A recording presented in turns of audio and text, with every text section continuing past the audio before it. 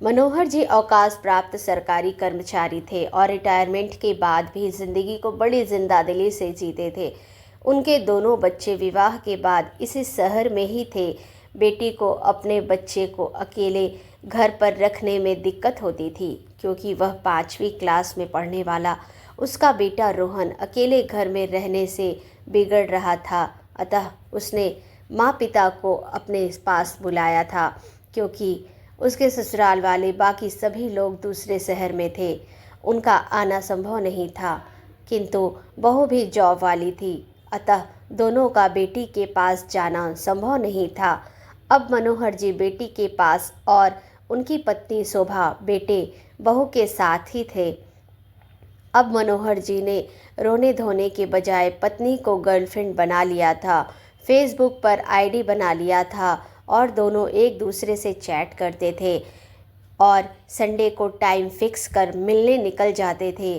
अब उनकी 60 साल की पत्नी उनकी प्रेमिका बन गई थी। दोनों संडे का बेसब्री से इंतज़ार करते थे, जब बेटी और बहू दोनों घर पर होते थे और मनोहर जी और उनकी पत्नी कभी कभी किसी पार्क में, कभी मंदिर आदि में जाते थे, मिलते थे, एक दूसरे का सुख दुख समझा करते थे।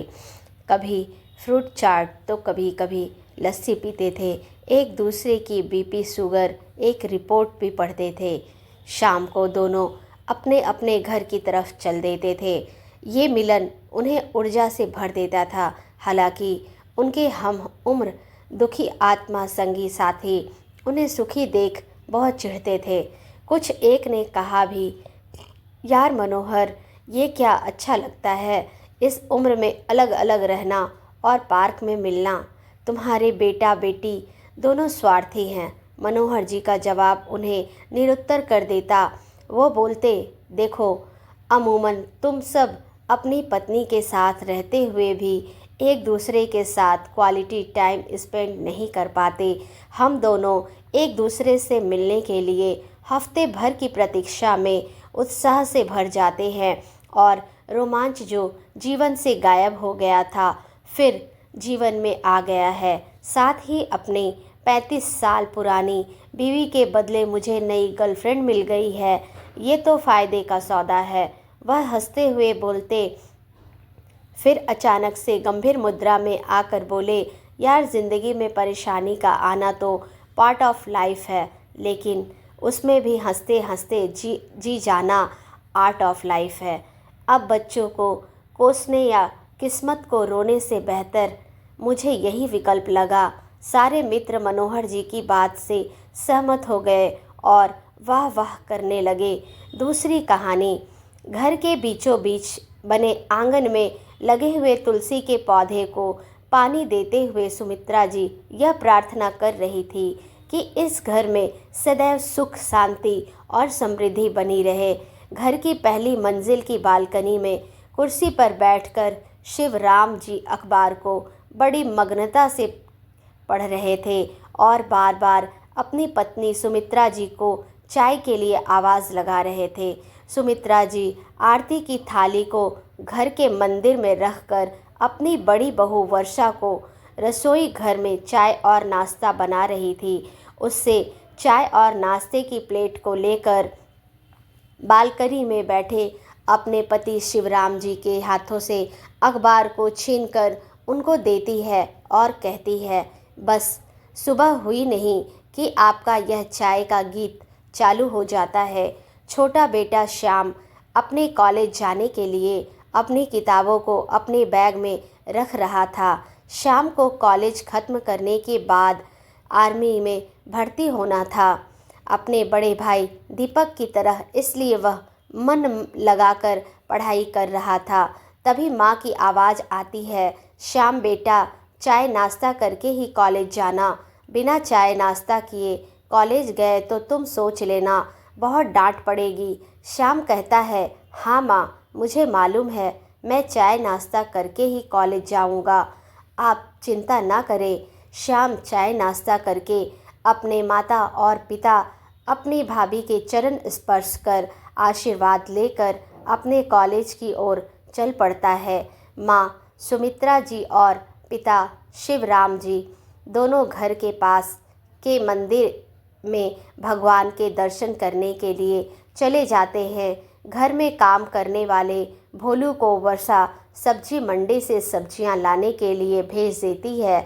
वर्षा अपने कमरे में खिड़की के पास रखी कुर्सी पर बैठकर चाय नाश्ते की प्लेट को मेज पर रखकर दीवार पर लगी अपने पति दीपक की फ़ोटो को एकचित्त होकर निहार रही थी।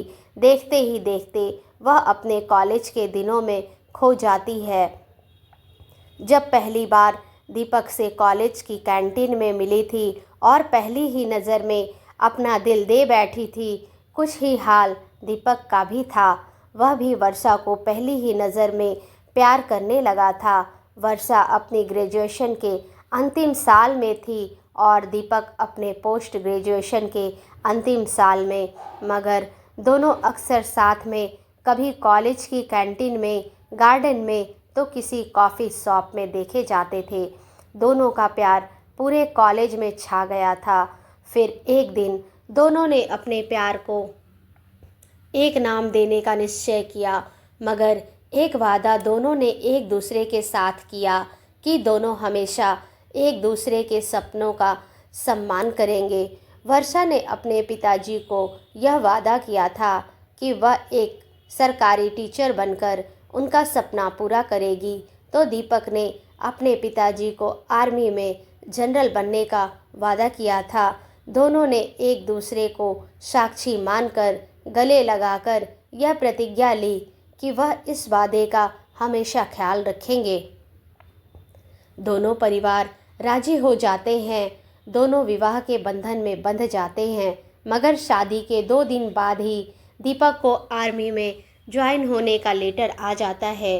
अभी वर्षा की मेहंदी का रंग भी नहीं उतरा था, तभी भोलू की आवाज़ आती है, वर्षा भाभी, सब्जियां लेकर आ गया हूँ, आप कहो तो धोकर रसोई घर में रख दूँ।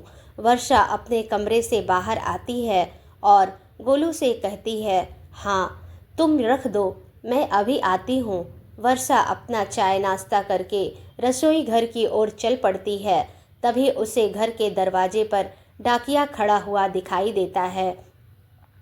वर्षा डाकिया से कहती है, अरे आप रुक क्यों गए, आइए अंदर। डाकिया वर्षा से मुस्कुराते हुए कहता है, अरे मास्टरनी जी, इसकी कोई ज़रूरत नहीं है, बस यह 2 लेटर आए हैं आपके और दीपक बाबू के नाम। अच्छा, अब मैं चलता हूँ, राम राम। वर्षा डाकिये से राम राम करके अपने कमरे में आ जाती है और लेटर खोलती है। पहला लेटर उसके प्रिंसिपल के पद पर प्रमोशन का होता है और दूसरा दीपक की छुट्टियां कैंसिल होने का। एक गहरी सांस लेकर मेज पर दोनों लेटर रखकर खिड़की पर खड़े होकर उस रास्ते को देखती रहती है जिस पर चलकर जाते हुए उसने दीपक को आखिरी बार देखा था। वर्षा दीपक से बातें तो करना चाहती है, मगर जो दोनों ने मिलकर संग प्रतिज्ञा ली थी, जिसकी वजह से दीपक ने अपने नाराज़ माता पिता को मेरे पिताजी के सपने को पूरा करवाने के लिए उसको राजी किया था, तो क्या मैं स्वार्थी होकर अपनी प्रतिज्ञा को तोड़ दूं? नहीं, मैं ऐसा नहीं कर सकती। मैं इंतज़ार करूंगी। ऐसा निश्चय करके वर्षा अपने स्कूल के लिए निकल जाती है। शाम को स्कूल से लौटकर वर्षा जब घर आती है तो वह माता पिता को बरामदे में उसके आने के इंतज़ार में बैठे हुए पति है। पिताजी वर्षा को कुर्सी पर बैठने का इशारा करते हैं और उससे पूछते हैं, तुमने हमें आज आए लेटर के बारे में क्यों नहीं बताया? इस समय तुम ही हमारी बहू और बेटा हो, क्या तुम्हें हम रोकते जाने से? दीपक आर्मी में है। और तभी दरवाजे पर दस्तक होती है। भोलू दरवाज़ा खोलता है, तभी एक व्यक्ति की परछाई सामने आती है। सुमित्रा जी पूछती है, कौन आया है? भोलू सभी लोग दरवाजे की ओर चल देते हैं। सभी के चेहरे खिल उठते हैं और आंखों से आंसू बहने लगते हैं, मगर सबसे ज़्यादा खुशी वर्षा के चेहरे पर आंसू वर्षा की आंखों से बहते हैं। कुछ ही पलों बाद वर्षा दीपक से कसकर गले लगकर रोने लगती है, मानो कि अब वह दीपक को कहीं भी जाने नहीं देना चाहती है। दीपक भी वर्षा से कुछ इसी प्रकार कसकर गले लग जाता है, मानो कि वह उसे कभी भी छोड़कर नहीं जाना चाहता हो। धन्यवाद।